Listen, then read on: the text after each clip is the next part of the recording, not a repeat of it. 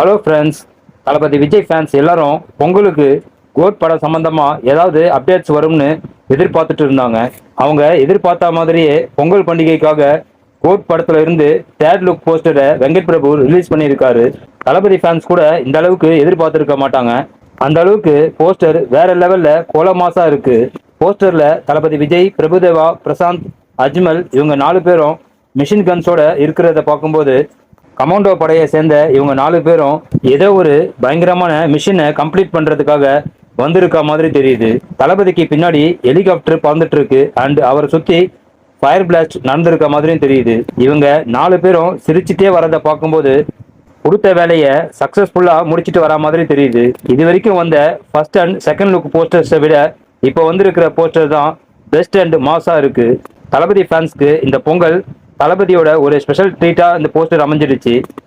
Okay friends, code படத்தோட இந்த poster பத்தின உங்க கருத்துக்களை கமெண்ட்ல மறக்காம சொல்லுங்க. நெக்ஸ்ட் வீடியோ சந்திக்கலாம். ஓகே, தேங்க்யூ, பாய்.